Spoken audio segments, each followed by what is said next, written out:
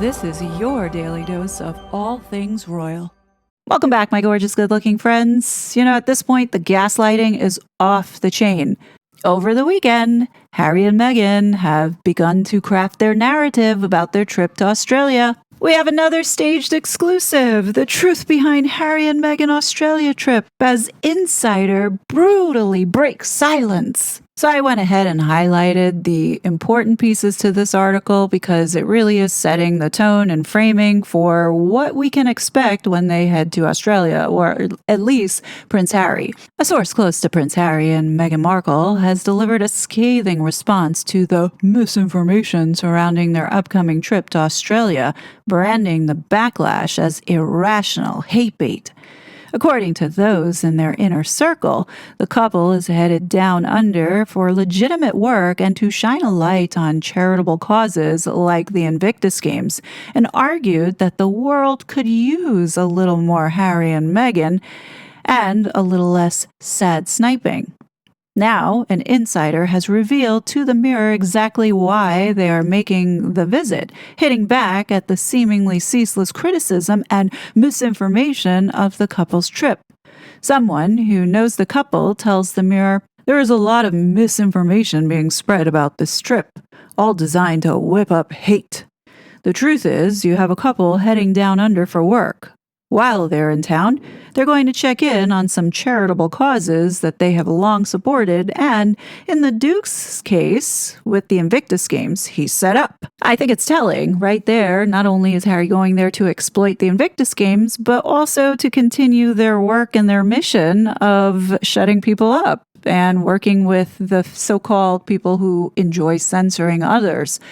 There's no doubt in my mind that the so-called charitable organizations that they're going to connect with have something to do with rebuilding the online space in the name of child safety, aka censorship. Tomorrow, we have this village idiot going to DC and participating as a keynote speaker for some AI governance and cybersecurity law summit, where Harry's going to share his insights on whether today's digital world is breaking or bridging society and the role that we can play in reshaping the future. I have no doubt Harry's going to take the time to share his grievances with the media again and talk about how there needs to be more policy enforcement around these social media companies. And I will bet you the topic of last week's court case with Meta and the so-called addiction problem now that is being used as the weapon to enforce policy and the need for age verification is going to come up. If you haven't noticed yet, this is now a script that's being followed. And while some are slowly catching on that Harry and Meghan are against free speech, they've moved on.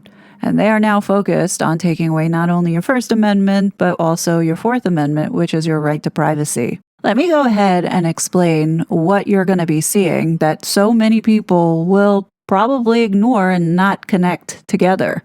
Anybody wondering why there's so much emphasis being placed on Meghan's stupid trip to Australia and doing that girls' retreat, as well as the pro-Meghan propaganda outlets pushing out these stories about Thomas Sr. dating his nurse who's half his age?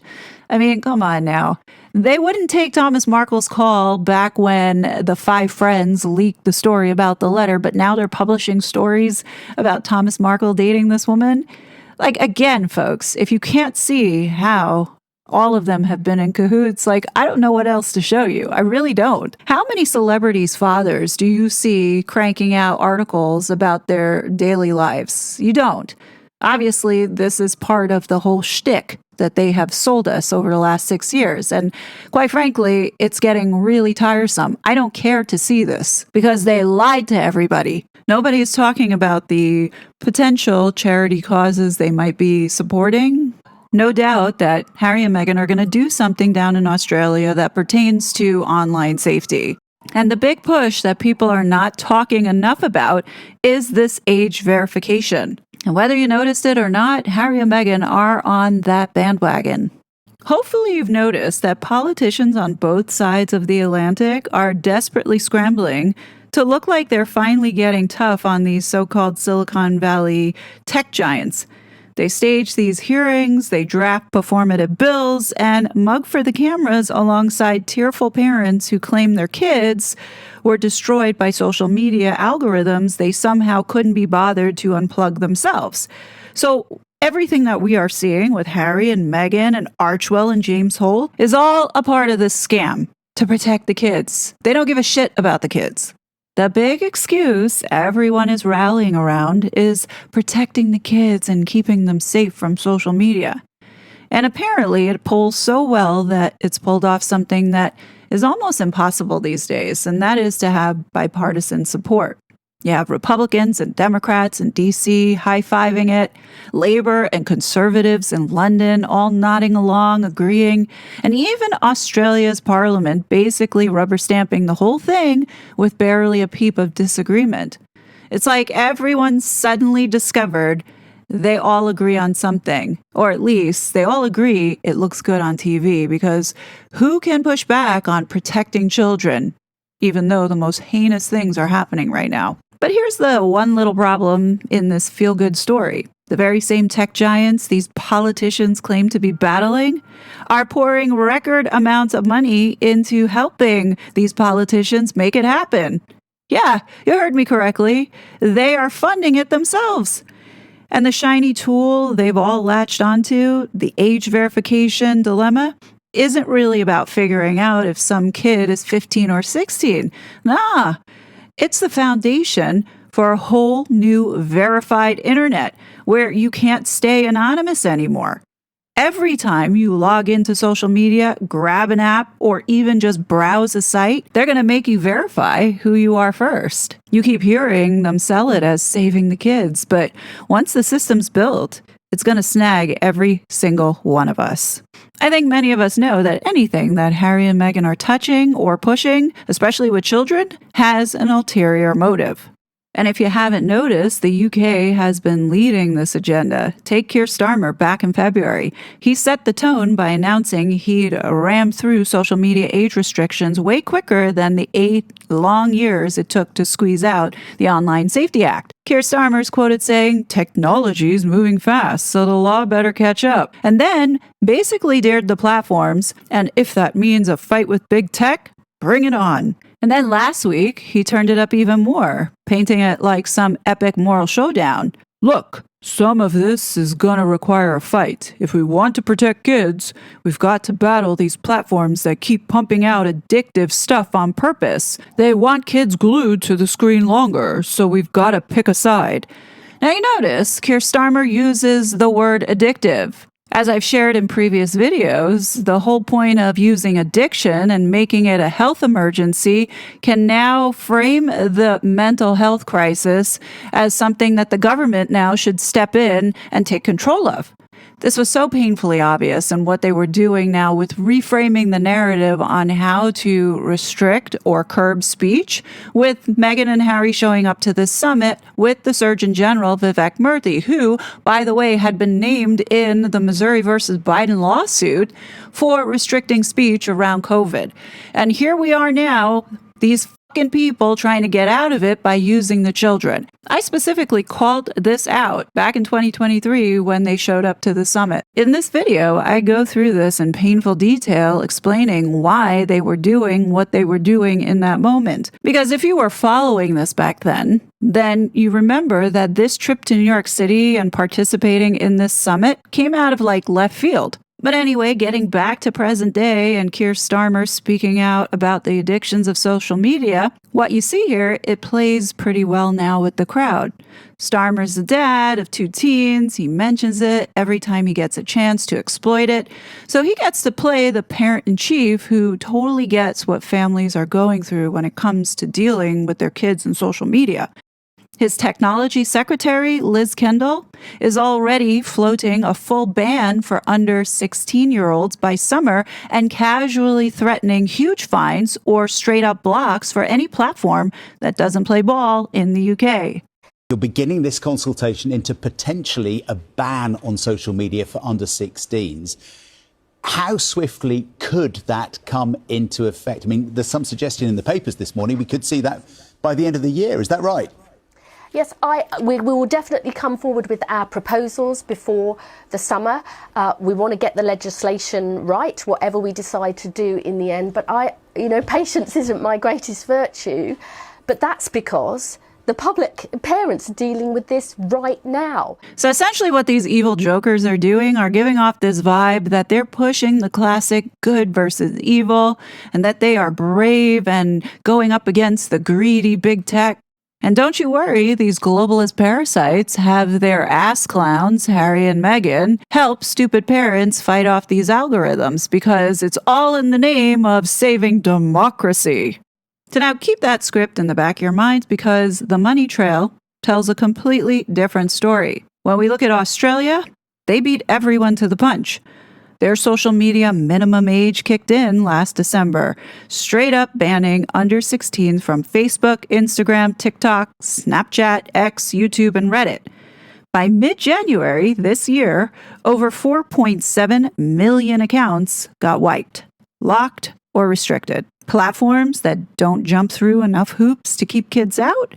Well, fines up to 49.5 million Australian dollars. You can see how the grift is materializing. This is a whole new way of making money in countries that are on severe decline. One has to wonder, with all these fines being given out by these various regulators, what are they doing with that money? Are they giving it back to better the country, or are they pocketing it themselves?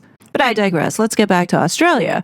The e-safety commissioner there, the traitor American, Julie Inman Grant, is basically the poster girl for the whole movement now, and probably is why Harry and Meghan are going down to Australia in the first place. Time magazine put this bitch on their 2026 Global Health 100 list, and this woman calls these bans part of a holistic approach to protecting kids online. She's been really busy recently rolling out new rules for platforms and overseeing all the age-check tech across the country. Oh, and by the way, if you didn't hear, she got summoned by U.S. Congressman Jim Jordan to explain herself on the global censorship claims.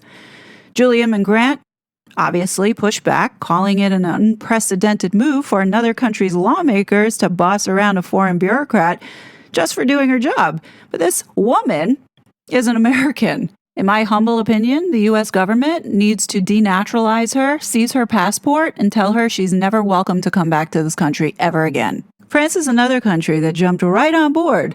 In January, they voted 130 to 21 to ban social media for under 15-year-olds, with it all kicking off at the start of the school year in September. And then recently, we just had Brigitte Macron essentially say that there needs to be restrictions on liberty. I do know that I am the United States, a country that I love very much. And here, we are the country of free speech, but I think that liberty does have some rules. We have to be free, but adapt to certain codes. So I believe in these codes. Too many young people are suffering, and they do not tell us, but they send signals, very strong signals from young people and teenagers. So it's up to us to answer them. Let's answer them all together. Thank you very much. It's wonderful to be back. Pretending to care about the kids, President Macron fast-tracked the whole thing and gave it the usual spin. Our kids' brains aren't for sale, not to American platforms or Chinese ones. Their dreams shouldn't be run by algorithms. They tried something similar back in 2023, I believe, but it fizzled out because of the EU rules. This new version lines up nicely with the Digital Services Act, and Macron's already pushing to make the same rules apply across the whole European Union. For those that are not paying attention, that push is already rolling. Last November, the European Parliament voted to recommend a 16 and over minimum for social media everywhere in the bloc. The European Commission even built a little prototype age verification mini wallet that matches the digital ID wallets every EU country has to roll out by the end of this year. Denmark, France, Greece, Italy, and Spain are all testing this right now. From what it sounds like, the social credit score from China train is coming on through. And this goes even further. Back in June of last year, 21 ministers from 13 countries signed a letter saying the current rules just aren't enough and demanding mandatory age checks on every social media network. EU's president, communist Ursula von der Leyen, summed it up in a summit, saying parents, not algorithms, should be raising our children. And the sneaky, manipulative part of what the EU is doing is that this age check system is built on the exact same tech as their upcoming digital identity wallets. So what starts as protect the kids now quietly turns into permanent ID infrastructure for the whole continent. From Australia to Brussels, it's all pretty much the same script. You have these leftist politicians strutting around acting like they're bravely fighting big tech in the name of children, using all the tough we're gonna fight language. But none of them ever mention that one of the biggest social media companies in the world is spending more money than anyone to make sure these laws actually pass. And I'm going to show you that in a bit. But first, let's talk about what's going on here in America, because it's playing out on various fronts. You have Senator Ted Cruz teaming up with Democrat Brian Schatz on the Kids Off Social Media Act, which means minimum age 13 for accounts and no algorithm-fed content for anyone under 17. Okay. Cruz is stated saying kids need time to just be kids in the real world, not get lost online. And I think many of us would agree with that. The bill sailed through the committee with huge bipartisan support. But it's not the only one. You have senators like Marsha Blackburn and Richard Blumenthal, who brought back the Kids Online Safety Act, otherwise known as KOSA, which is parallel to what the Online Safety Act in the UK looks like, which makes sense because you have people like Harry and Meghan and the CCDH and Five Rights Foundation all in support and guiding our senators towards that end state. I personally think we shouldn't be having these foreign agents influencing our government like this. Now, in this KOSA bill, it creates a fuzzy duty of care, just like the Online Safety Act, that forces platforms to stop all kinds of harms. Eating disorders, depression, anxiety, compulsive scrolling, I mean, you name it. It's pretty nebulous. The temperature in the Senate right now is that you have a perfect bipartisan mix. Everyone nods that kids need protecting, but nobody wants to talk about what that so-called protection actually looks like and who really benefits when the government gets involved, or why companies like Meta, supposedly getting punished, are spending billions to push it through. Now, why would these social media companies want to do that? Well, I'll tell you why. What age verification actually means, especially within all of these bills, it comes down to one simple thing, and that is proving how old the person behind the screen is. I know that sounds simple, except verifying age online is exactly the same as verifying your identity online. Once you build that system, you've built the perfect tool for tracking, blocking, and worst of all, controlling what everyone can see. Age verification is just identity verification with a cute, let's protect the kids sticker slapped to it. The real outcome of every law grinding through Washington, London, Canberra, Paris, and Brussels is exactly the same. It's the end of anonymous internet use. You'll now have to prove who you are before you post, before you browse, and even before you download anything. Suddenly, this debate about whether a 14-year-old can use Instagram turns into every adult having to flash government ID or biometrics just to use their own device. I mean, like, these people are truly making life so miserable. But now getting back to Australia and what a pain in the ass the Australian government's Julie Inman grant has become in saying that just typing in your birthday is not good enough because they don't want people faking documents, using AI, or using VPNs.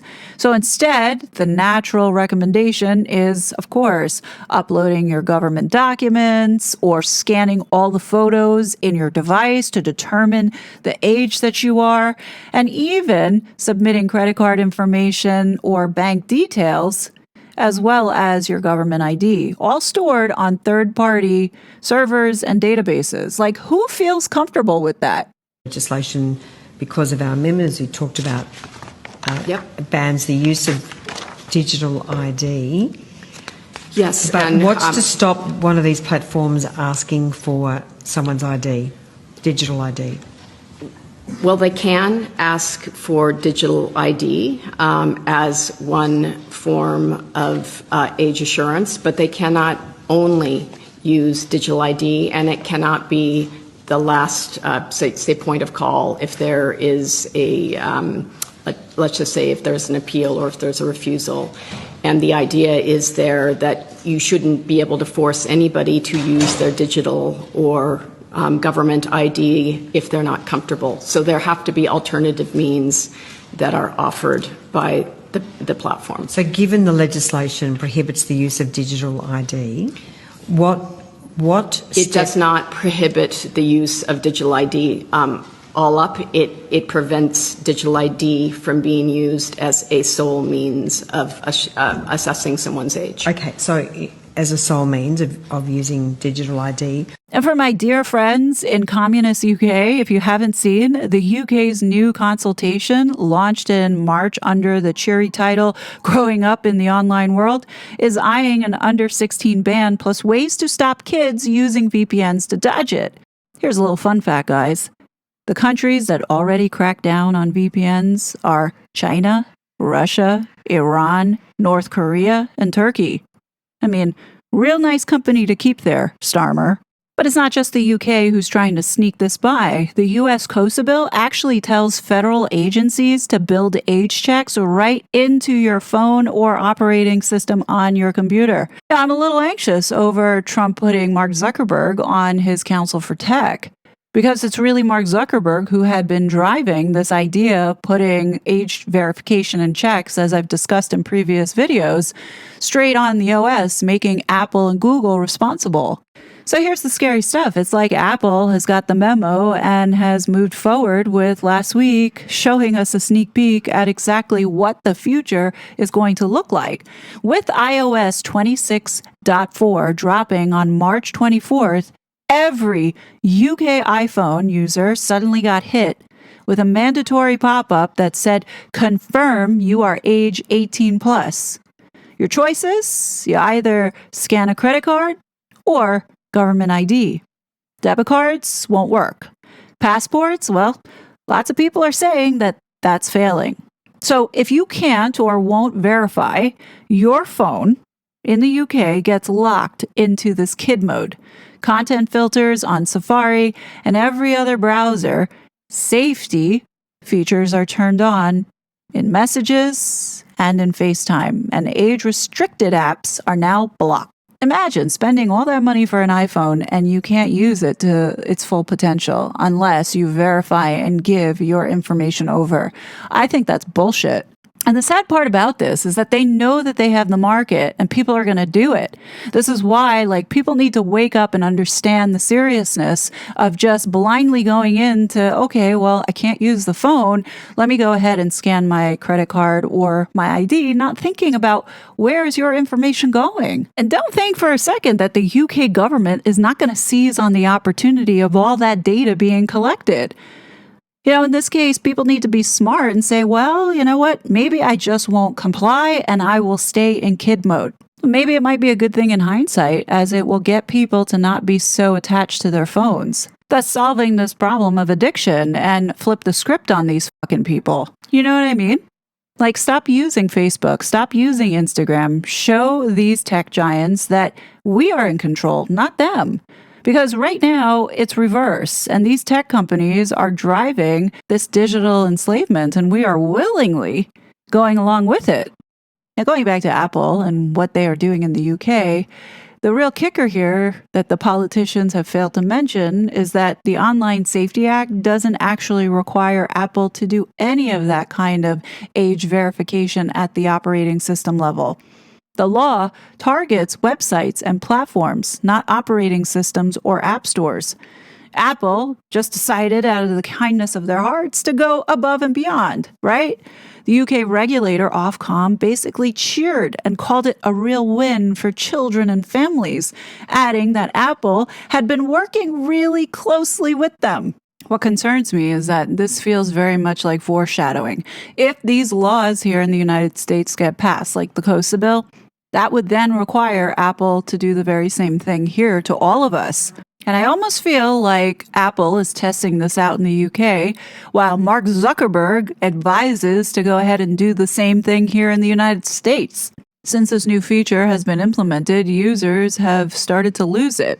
Yet people in their 50s, 60s, 70s, and 80s with ancient Apple accounts now suddenly stuck in child mode because their credit card scan flopped or their driver's license won't read. So Apple's claiming it's all done on your device and nothing gets stored, but they won't explain exactly what triggers the check. They also rolled out a 5-tier age rating for the App Store and an API that lets apps ask for your age bracket without seeing your actual birthday. So now you're going to have this digital leash traveling with your phone, and Apple is voluntarily building ID infrastructure that laws don't even ask for yet.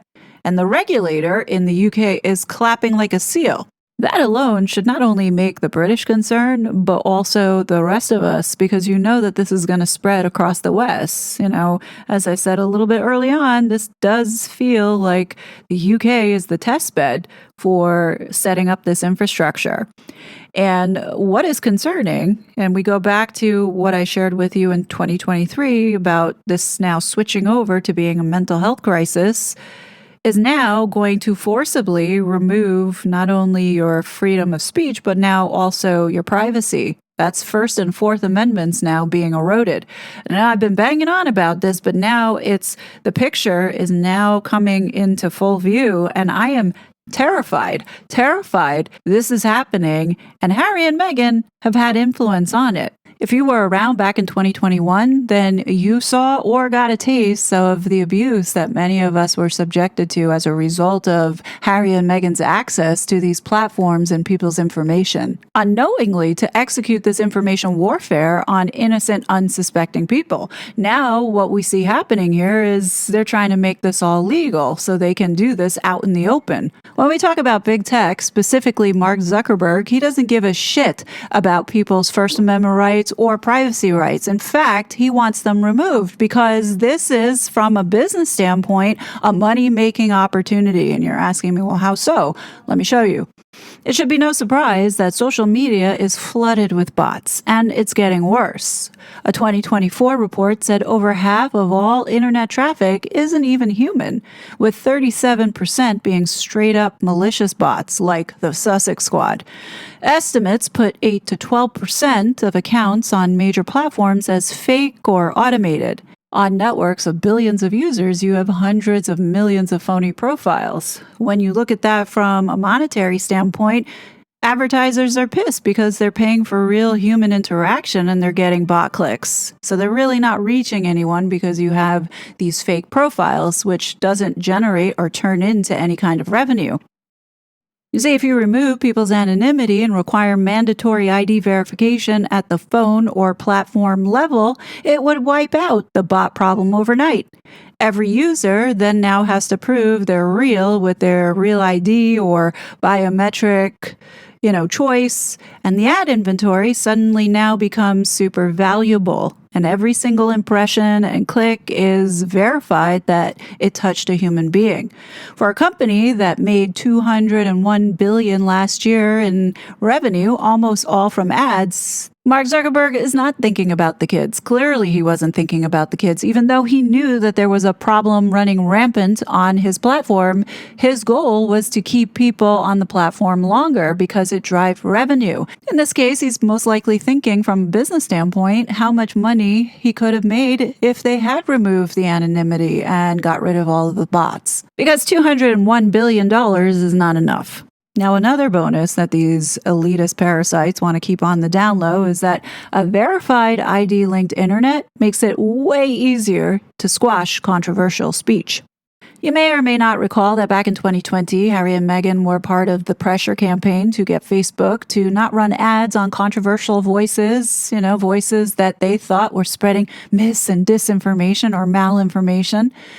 Yeah, this was pretty much standard leading up to the 2020 election. It wasn't just our voices being silenced, but also conservatives who would express, such as things around the Hunter Biden laptop.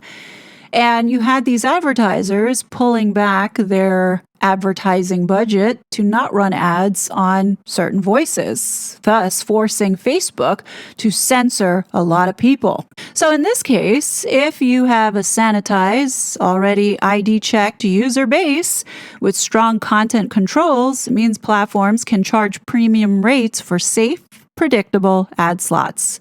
Less anonymity equals more predictable profits. Another reason why age verification is attractive. Again, it has nothing to do with the children.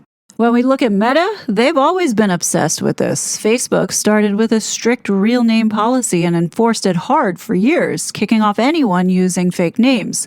Back in 2015, Zuckerberg defended it by saying it keeps people safe because folks are less likely to be jerks if they have to own their words. Privacy groups like the ACLU pushed back hard on Zuckerberg, showing how it hurt abuse survivors, dissidents, and journalists who needed to stay anonymous. The backlash eventually forced some softening.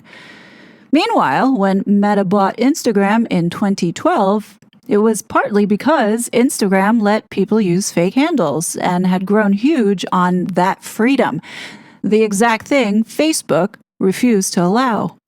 Age verification laws basically hand Meta the real name policy they always wanted, but now it's forced by the government, applied to everyone, and the expensive compliance work gets dumped on Apple and Google. Meta doesn't have to be the bad guy demanding your ID. The government and phone makers do it for them. Zuckerberg tried to force it himself once and got backlash. Now, the governments are doing it for him and calling it under the guise of child safety. Remember the official story at the beginning of this video where politicians are bravely fighting big tech? You know how Starmer says, bring it on. Cruz and Schatz say they're holding companies accountable. Macron says kids' brains aren't for sale. Well, the whole narrative depends on the idea that these laws are going to be enforced onto these reluctant corporations' throats. An open investigation by the TBOTE project in March blew that wide open. See, Meta isn't fighting these laws. It's the single biggest corporate player pushing them. Yeah. They spent a record of $26.3 million on federal lobbying last year. More than Lockheed or Boeing. They had 86 lobbyists working 45 states, most of them ex-government insiders. Their top priority? Well, it's the App Store Accountability Act, which forces Apple and Google to check ages before anyone downloads any app. Meta's own filings list it as a must-have, all under the cute heading of protecting the kids and keeping them safe with online safety. So now the catch to this bill is that it hits the app stores and phone makers with all the cost and liability. Meta's own apps get zero new rules. They also secretly funded a group called the Digital Childhood Alliance to push the bills on the ground. Bloomberg exposed the tech funding last July, and the group's director admitted taking money under oath but wouldn't name the names. Meta isn't alone in this. Snap, X, and Pinterest all back the same approach because it moves the burden to the app stores. Now listen to how all of this works. In Louisiana, a Meta lobbyist literally handed the bill text to the sponsor. It passed 99-0. Then in California, Meta dropped over $1 million on lobbying in just the first 3 quarters of 2025 and poured $70 million into super PACs pushing the exact same language. So this is how these technocrats or oligarchs get their way and affect our lives. They use their money to then lobby and give it off to a sponsor, whether it be someone in the Senate or someone in the House, and they go ahead and push it. So then when you're wondering why are some of these people voting against certain bills when it makes common sense, is because they're not doing it for the good of the people. They're doing it because they're getting paid by these very same lobbyists to push their agenda. You see how all of this works now? This operation also happens in the EU too. Zuckerberg spends 10 million euro a year, which is the biggest single company tab. So essentially what we have here are politicians getting a super popular cause that makes them look good. You have tech giants, they get to dump the costs on their competitors and keep their own platforms clean, and everyone gets to say that they're saving children. So what does the consumer get? Or in more appropriate terms, what do we lose? And the answer is the ability to use the internet without showing ID. And that makes a lot of people vulnerable. Anonymous and pseudonymous speech online protects real people, whistleblowers, abuse survivors, political dissidents, folks quietly looking up medical stuff or ideas they're not ready to put their real name on. And, most importantly, journalists being able to shield their sources. Every one of these laws claims it's about stopping 9-year-olds from using Instagram. The actual machine they're building is a national digital ID system wired into the phones that run most of the world.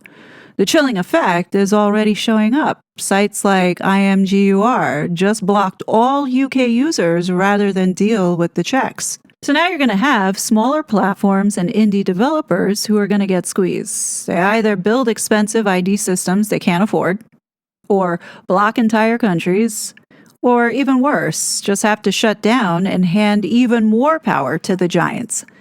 In Louisiana, 12 Meta lobbyists worked one bill that passed unanimously.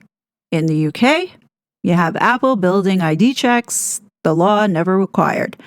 And then last week we saw, in the LA courtroom, Zuckerberg basically telling the jury the solution was handing identity gatekeeping to 2 companies already under antitrust heat.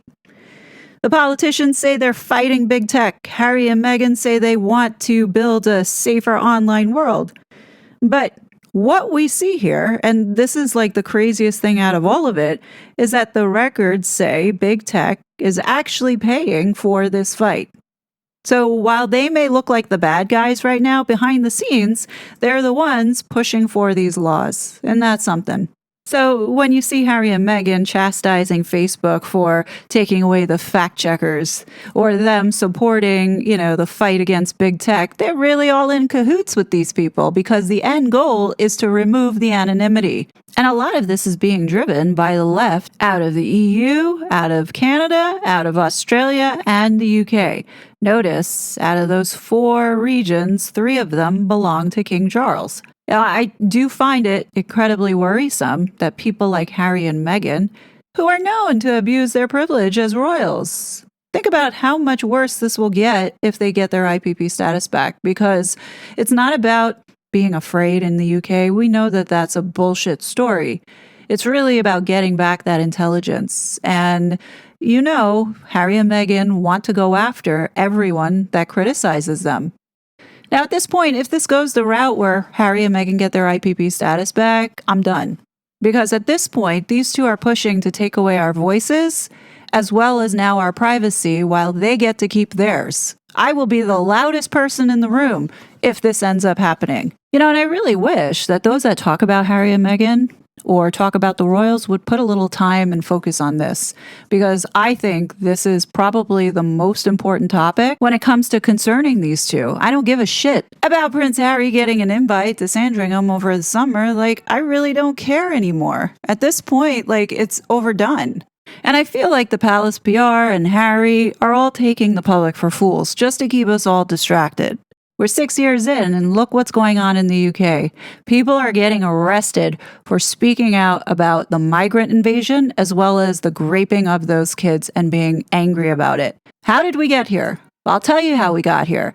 We got here because people weren't paying attention, especially the Online Safety Act that got signed quietly into law in 2023. So here we are. I know that this was a lengthy video, but I do feel that this is super important for all of us. It's not just me talking about potentially losing my voice. This is all of you. It's your privacy and your voice that's also at risk. And, at this point, we shouldn't be overlooking this or not paying attention to it. But I'd love to know what you guys think. Definitely let me know your thoughts below. As always, I will be back with more content. But until then, please be safe, and I'll talk to you later. Bye. Such a fraud.